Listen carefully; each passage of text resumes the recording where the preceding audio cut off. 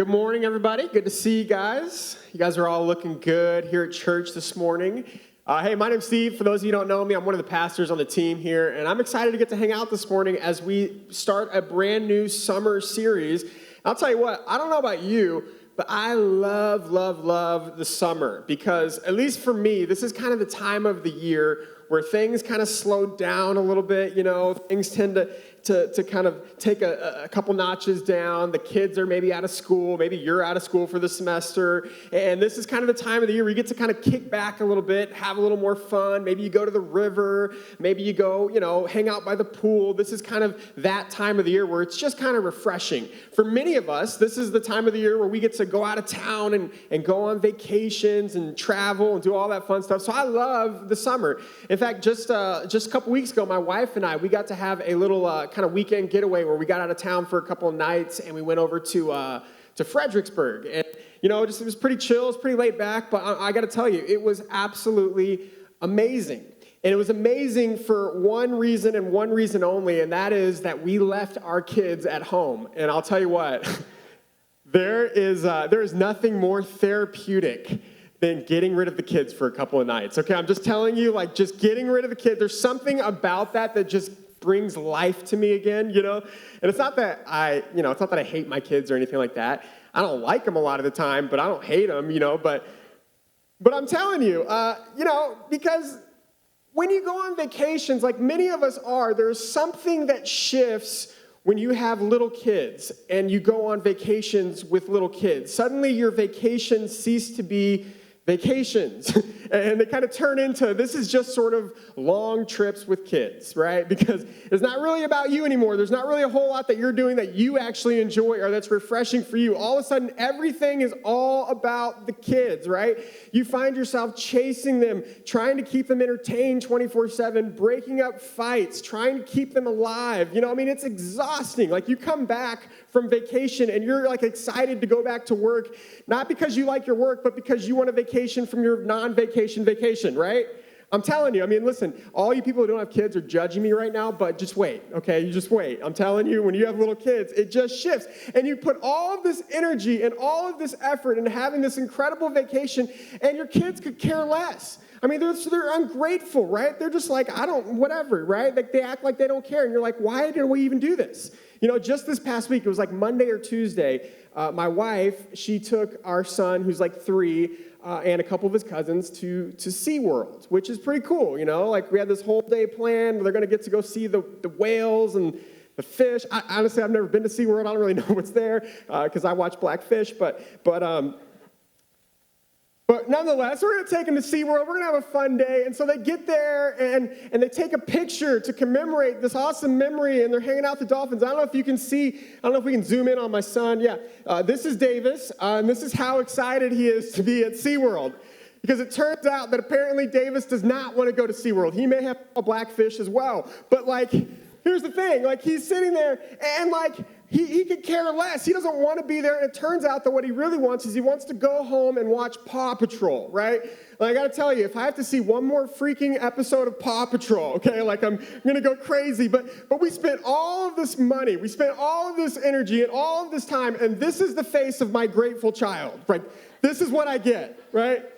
So that's awesome. So I just wanted to say, as we sort of kick off the summer officially, for all of you parents out there, I just want you to know that I'm with you, okay? I'm praying for you, okay? It's Hunger Games style, solidarity. I'm with you. We're going to make it through the summer. And I'll tell you what, if you want, the one thing that you can look forward to this whole summer, if all else fails and you're with your kids 24/7 and you just are going crazy, you can look forward to coming to church every single week, because for 1 hour, we will watch your kids for you, okay?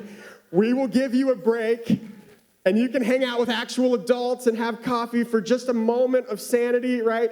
And you can also look forward to the summer at Icon, because I'm telling you what, it's going to be a lot of fun. We're kicking off this new series, Summer on the Mount. And here's kind of where we're going over the next few weeks, is we're going to take a deep dive into Jesus's famous Sermon on the Mount. Now, if you're not familiar with this passage, it's a passage that's found in Matthew chapter 5 through 7, and it really is one of the most famous sermons that he ever gave, and probably the most important sermon he gave. And I got to say, as one of the people that's going to be talking about this message, and we're going to be diving into it, it is, I'll just be upfront, it is a little odd and a little strange to give a sermon on a sermon, because Jesus, he preached this sermon, and he kind of said what he wanted to say the first time, and it being Jesus, he pretty much nailed it on the first try. But nonetheless, we're going to give it a shot, and we're going to take some time over these next few weeks to sort of dive into it. And really, here's why we wanted to do that. Is because when Jesus gave this message to his original audience, when he first gave this message, it was nothing short of groundbreaking. I mean, what he said that day was completely unexpected. For many of the people there, it was provocative because Jesus introduces this new way of living, and he introduces and redefines God in a way that was, quite frankly, life-changing. And here's the deal. If we can begin to grasp the words of Jesus that he proclaims in this message, I'm telling you, it has the potential to make our lives better while making the whole world better. It's that powerful. And so we're going to dive into this, and as we do, one of the things that you're going to hear us come back to a lot, especially over these first couple weeks, is we're going to really take a deep dive into some of the context. You say, what do you mean?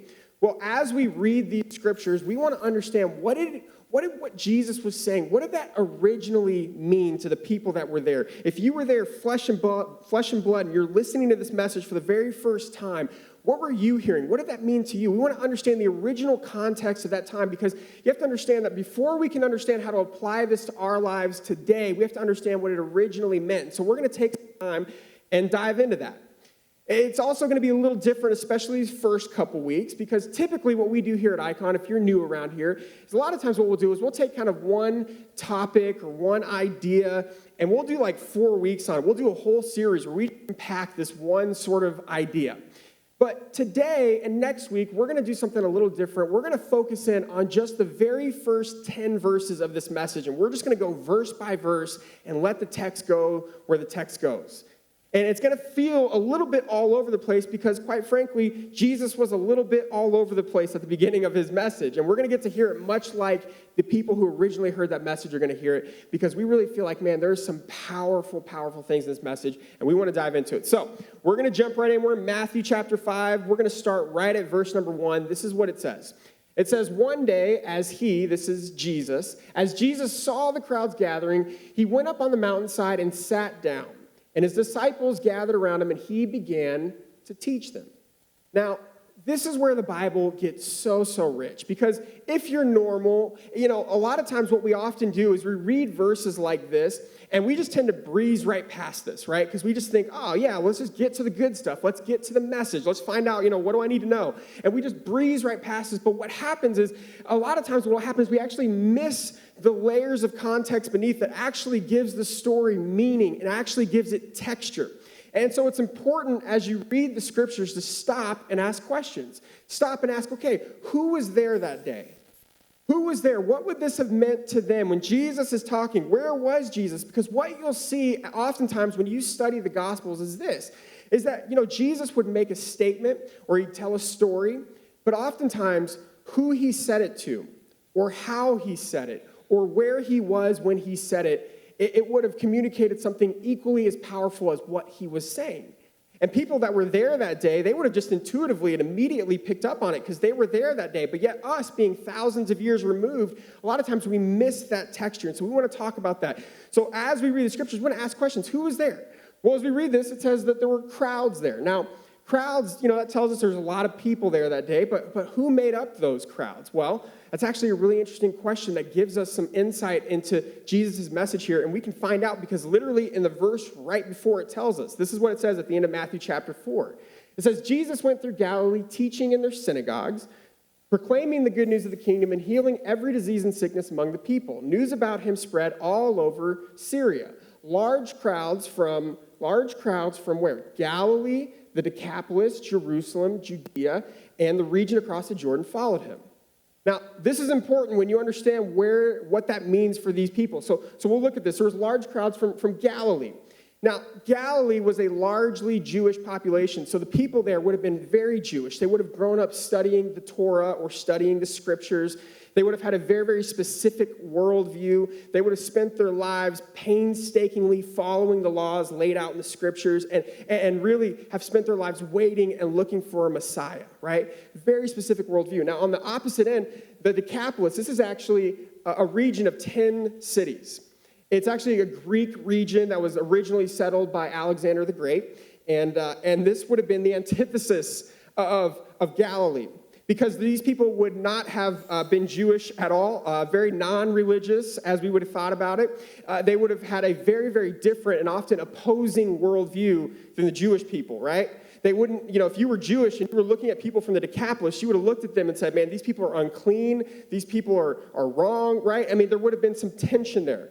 And then you have Jerusalem, Judea, and the region across the Jordan. This would have been a mixture of people of all sorts of different backgrounds. And so when we ask who was there that day, who was in the crowd, well, it was all sorts of different people with all sorts of different backgrounds. You say, why does that matter? Because that would have been incredibly uncommon, okay? Because if you were there that day and you would have been there would have been people who would have looked around and said, man, I'm not supposed to be in the same area as those people. That just being in the same area, just being associated with those people would have made me unclean.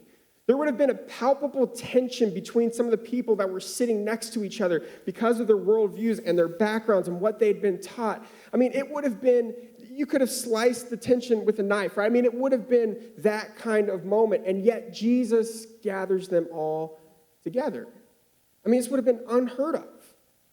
And so if you were in that crowd that day and you looked around at who was there, immediately you would have looked around and said, wait a minute, this isn't normal. This isn't the way that things are supposed to work. This is different. This is new. And it's just who he was talking to. But then we look at, okay, well, where was Jesus when he gave this message? And does that matter? If we go back to the verse, it says that Jesus was on the mountainside. You say, well, why is that significant? Well, it's actually significant because for years, scholars have been trying to understand, because this would have been such an odd choice to give a message. Because this message, we have to ask, why would Jesus have given this message at this spot? Why does that matter? Well, you have to remember, this was arguably Jesus' most important message that he ever gave. This was a message that would redefine who God was. It would redefine how we are to live as individuals. It was a message that's so powerful that it still reverberates thousands of years later for us. And he chose to give that message on the backside of some mountain. See, if you were smart, what you would have done is you would have gone to some prestigious synagogue in that day. And we know from the verse before that Jesus often preached in synagogues. If you were smart, you would have gone to some fancy temple, because if you wanted to get the message out, that's where you would go. But Jesus chose to give it on the backside of some mountain, and not like a holy mountain, not like some special mountain like the mountain of Zion or something. No, just a common mountain in Galilee where common people pass through every single day. See, why would he do that? Because even where Jesus chose to preach this message, it communicated something. It communicated that this was a message that was for everyone. This was a message that wasn't just for the privileged. It wasn't just for the haves, but it was for the have-nots. It wasn't just for the people who had it all together. This was for everyone, not just the Jewish, but the Gentile, for every single person. And this was unheard of. It communicated that the people who were written off as out, Jesus was inviting in. This was groundbreaking. The people who thought their whole lives that, man, I could never belong to something like that, all of a sudden were invited in. The people who thought, man, my past, I can never get past that. Jesus saying, no, you're invited and you're included in this new kind of kingdom that I'm bringing. And you don't have to come to some special synagogue or some fancy temple, because Jesus was coming to you, right? I mean, it was incredible. And his audience that day was picking up on all of this. They're intuitively connecting these dots. They're looking around and saying, man, something feels and looks different.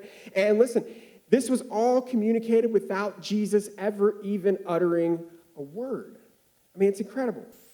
And so Jesus, with that backdrop, begins his famous sermon, and he starts with this list of statements that we're going to spend these next couple weeks looking at. If you're familiar with the scriptures, it's this statements called the Beatitudes.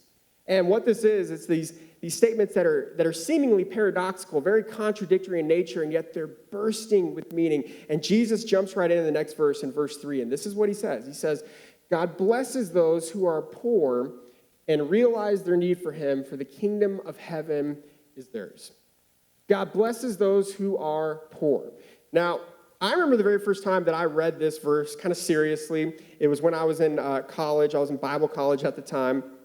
And it was a time in my life where I absolutely would have identified as being very, very broke, right? I mean, I was on a strict ramen diet. That's just all I could afford. You know, I mean, there was a period for a couple years where I remember I had this car that I had since I was 16, and I was so broke. Like, I mean, the thing was like barely running, you know, ran on duct tape and prayers. Like, I just didn't know if it was ever going to get me there. And then I could never afford to fix it. In fact, one time somebody broke into my car and broke out my back windows, and this was in the Midwest, by the way, which is like freezing winters. I mean, it was crazy. And they broke out these back windows, and like I couldn't afford to fix it. So literally for like 2 years, every couple weeks, I would just duct tape like more plastic on the back to try to like keep the cold out. You know, like it was bad. I remember there was a season in that time where like I don't remember ever having like more than a quarter tank of gas in my tank because I could never afford to put more than like a couple bucks in at a time. And sometimes I had to get rides because I couldn't afford gas.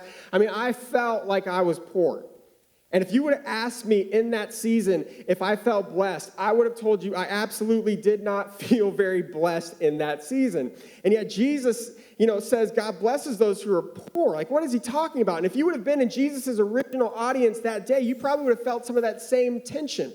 Because you have to remember who was there. These were common people. And people who, many of them, would have experienced poor. And to be poor by first century Jewish standards would have been to be very, very poor. There would have been, you know, if you were in poverty, there would have been little opportunity for you to get out of poverty. There would have been little opportunity for you to take a step forward, right? Because that was just the reality that you were in. That was just life.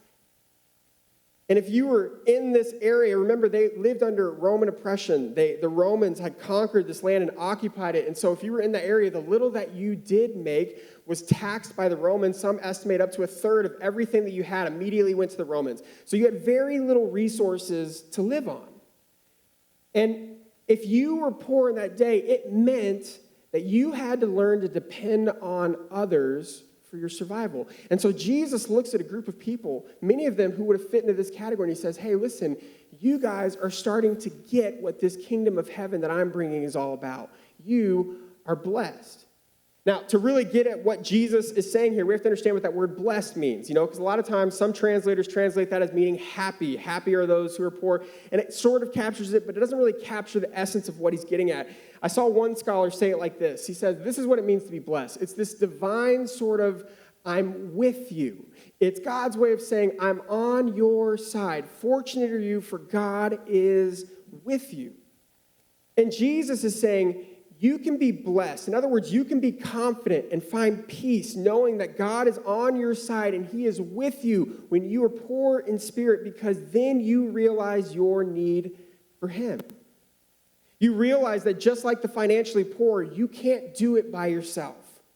That you don't have the ability or the resources to do it on your own. And when you learn that you are truly, utterly dependent on God, then you are positioned to be in this new kingdom that he's bringing. I love the way that Eugene Peterson paraphrases. He says this in the Message version. He says, you're blessed when you're at the end of your rope, because with less of you, there is more of God and his rule. I love that. But of course, the problem is that most of us don't want less of us. You know, we want more of us, not less, right? We don't want to admit that there's areas in our life that are broken and poor. We don't want to admit that there are parts of our lives that we're not proud of, and so we just try to stuff it and pretend like everything's fine because we don't want to be in that category with those people, you know? And so oftentimes we're blind to our own brokenness. But here's the reality. The less that you see your own brokenness, the more broken you probably are. If you can't even admit those areas to yourself, if you lied to yourself and buried it for so long that you can't even admit that, man, there are some areas in my life there's some dark corners that need help, man, it shows just how deeply rooted some of those things probably are. And we hate to admit it. We don't want to look in the mirror and admit that we need help. We don't want to admit to ourselves that we need to grow in some areas because, we don't want to be one of those people. Because I don't know about you, but it's easy to look at other people and say, yeah, their life is messed up. Yeah, they need some help over there. I'm good. Everything's fine. I just don't want to be one of those people. I love what Dr. Brené Brown says about those people. She writes this. She says, we are those people. The truth is that we are the others. Most of us are one paycheck, one divorce, one drug-addicted kid, one mental health diagnosis, one serious illness, one drinking binge, or one affair away from being those people. The ones that we don't trust, the ones that we pity, the ones that we don't let our children play with, the ones that bad things happen to, the ones that we don't want living next door. We are those people. We are the broken ones. We're the ones who ignore the hurts of others as long as we're fine. We're the ones who yell and scream all the way to church, and then we get here and we put our pretend smiles on like everything's fine. We're the ones who can't stop looking at porn online, even though we say it's going to be different this time. We're the ones who look down on people who are different than us, judge.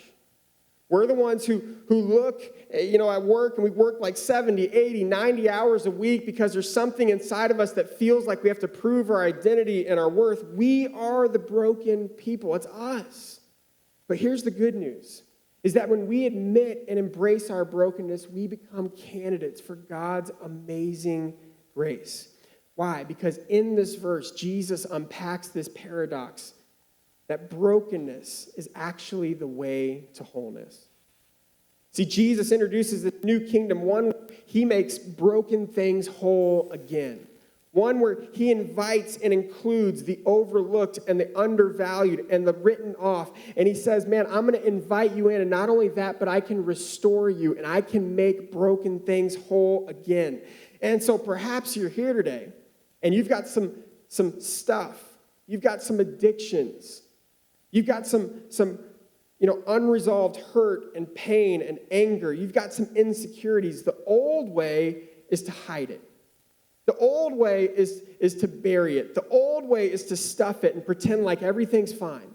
But Jesus offers a new way forward. Jesus says, listen, it starts with admitting your brokenness and that you need help and letting others in. And this is the beginning of a new way forward where you can find healing and restoration. And Jesus calls you blessed when you admit your brokenness. Not because everything magically gets better overnight, but rather because suddenly you're not on your own anymore and you can be confident that Jesus is with you and Jesus is working.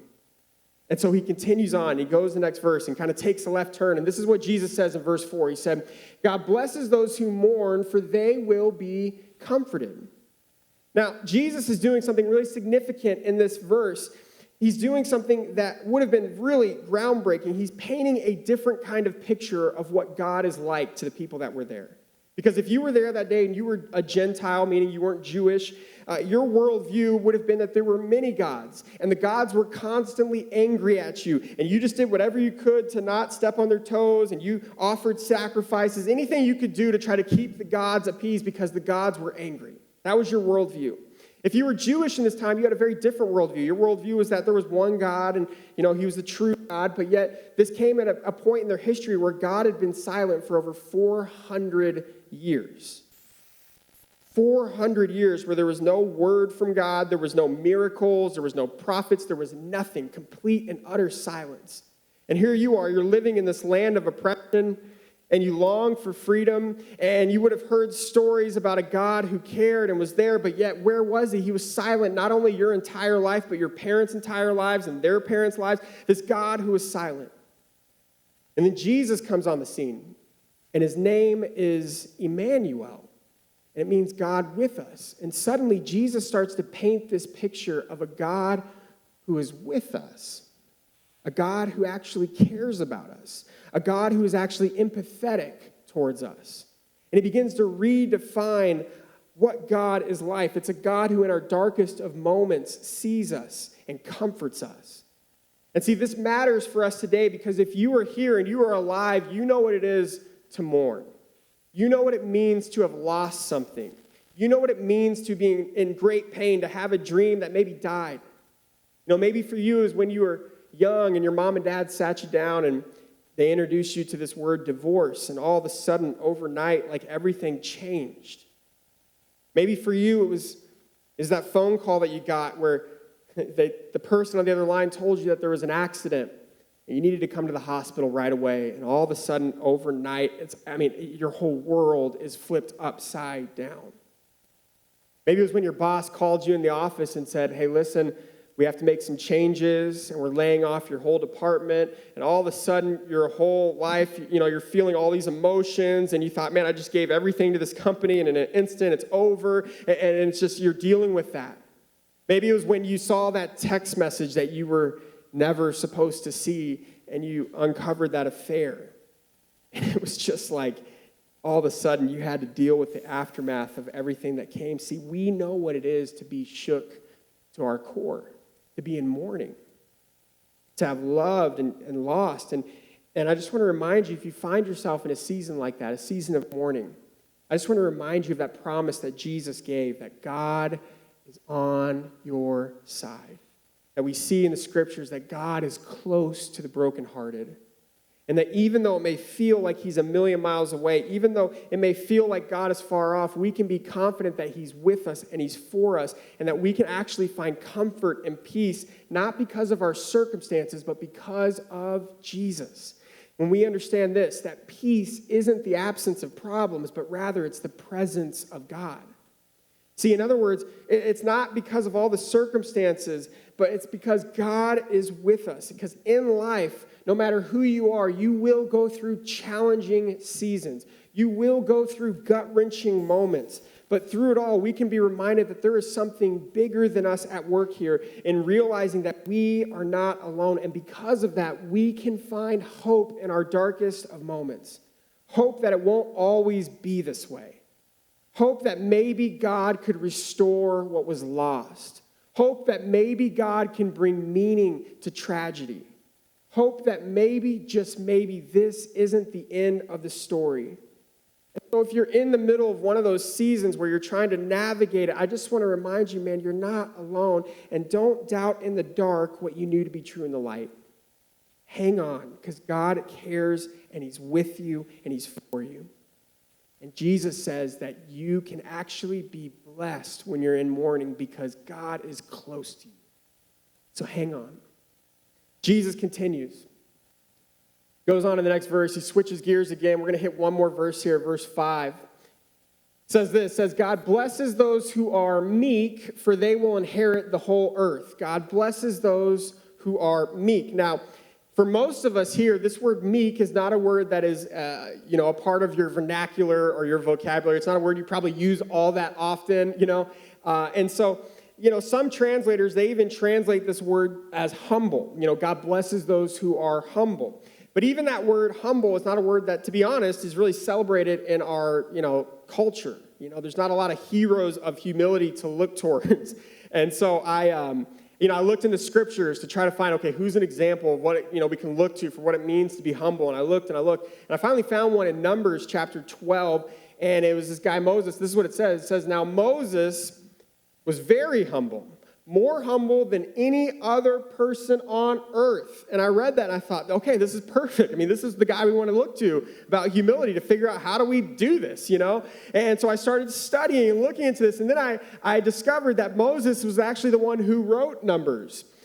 And then you start to put two and two together, and you realize Moses just wrote this about himself, right? Like, he basically said, guys, listen, I'm pretty much the most humble guy that I know. And all of a sudden, I did a step back, and I'm like, well, wait a minute. Isn't that kind of contradictory? And they're like, are you really that humble, Moses, if you write that about yourself? Because it's one thing to say, like, hey, I'm pretty humble. I'm very humble. But to say that you're the most humble person on the planet, that's pretty lofty. And so, that's Moses. So I don't know if I can take that serious or not, But this humility thing, this meekness thing is challenging, right? Even for guys like Moses. And that would have been a word that if you were there that day listening, you would have had an issue with. But there would have been another part of that verse that you would have immediately brought your attention to. And if we look at that verse, It says that God blesses those who are meek, for they will inherit the whole earth. And that inheriting the earth would have immediately brought some connections to the Jewish people. Because remember, you're living in this land that's oppressed by a militant government. All around you, you've seen injustices. You've seen pain. You've seen unfairness. As, the people were often treated as property. It's, one study showed that for every free man, there was 3 slaves. I mean, there was injustice happening all around you. And your whole life, you longed for a day when you would be free. And you remembered the stories that your parents and your grandparents would tell you when you sat around the campfire. And they said, listen, I know that right now things are bad, but one day it won't always be like this. Because one day a Messiah is going to come who's going to set us free and bring us back to our land and quite literally inherit the land again. And you would have waited and looked forward to that. And if you were in that audience that day, the common thought of that day is that Messiah would rise to military might and military strength to fight back and overcome the government and overcome the Romans, and that would be your hope of a new way of life. And so Jesus comes on the scene and he says, hey, listen, someone's going to inherit the earth. Someone's going to inherit the land. And if you were there that day, you already knew who you thought that was going to be. You're waiting for him to say, it's those who fight back. It's those who fight the power. It's those who, fill in the blank, who don't give up and join my side as we overthrow this government. And yet Jesus says something quite unexpected. He says, it's not those who fight back who will actually inherit the earth. It's those who are meek. And if you were there, that would have been incredibly deflating, because just like us, we probably, they probably associate that word meek or that word humility with weakness, with maybe being passive, with, maybe being soft even. But as you study what that really meant, it actually meant something quite the opposite. See, that word meekness in its purest form, this is what it means. It means strength under control. Strength under control. In other words, it means that you could retaliate, but you choose not to. It means that your power and your strength is actually submitted to a higher authority. And to truly walk in meekness is actually to walk in great strength. And so what Jesus was getting at to his audience that day is he was saying this. He's saying, listen, you don't have to take matters into your own hands. You can actually trust in God's timing and his justice. And I wonder this morning if there are some of us who do well to put this into practice in our own lives, to be reminded that we don't have to take matters into our own hands, that we don't have to try to make things happen and push things forward, but what if we could actually embrace strength under control? What if we actually embrace beginning to trust in God's timing, that maybe, just maybe, he has things under control and we don't have to push things forward without him? See, what if you didn't have to play politics at the office and campaign for that promotion and try to wheel and deal behind the scenes to position yourself for that promotion? What if instead you trusted in God's timing and you said, you know what?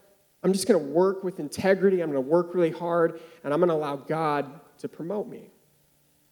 What if in your dating relationship, you didn't have to try to manipulate things in your effort to find Mr. or Mrs. Right, but instead you said, you know what, I'm going to trust in God's timing.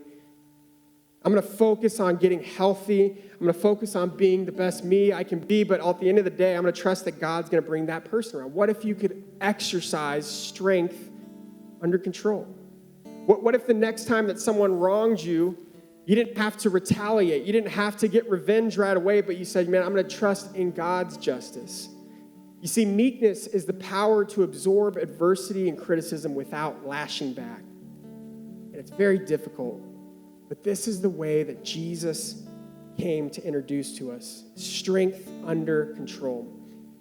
The incredible thing that happens when we embrace God's way of living, when we embrace meekness.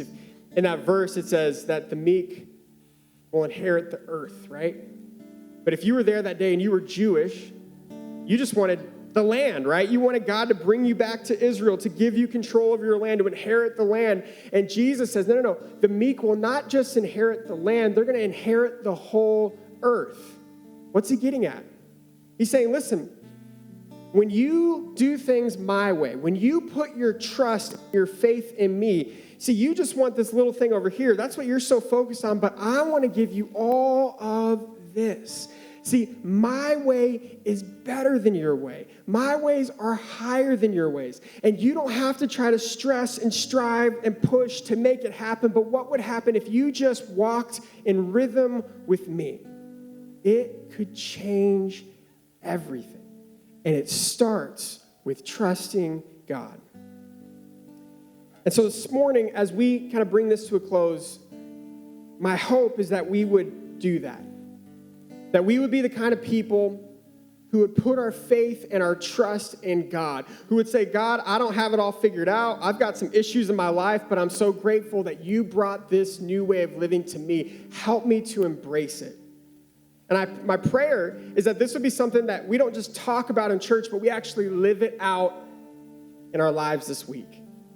You know, because Jesus went to such great lengths to preach this message on the backside of a mountain to say, listen, this isn't something that's supposed to just be talked about in the synagogues or the temples or in church, but rather this is something that's supposed to intersect with our real lives, that we would embrace humility, that we would trust God even in the darkest of moments, that we would admit our great need for Him, and that we do that in our relationships. We do that at home. We do that at school. We do that in the workplace, in the marketplace. And we would say, God, help my life to reflect yours, because when I embrace your way of living, it makes my life better and it makes the whole world better. And my prayer is that we would be the kind of people that would do the work to embrace that kind of living. So as we go out this week, may we be encouraged to put our trust in God. And may we remember that God is for you. He's for you. Even when you're broken, that He's with you, even when you're hurting, and that His ways and His timing is better than yours, and He will see you through. Let me pray for you. We're going to sing one final song together. Let's pray together.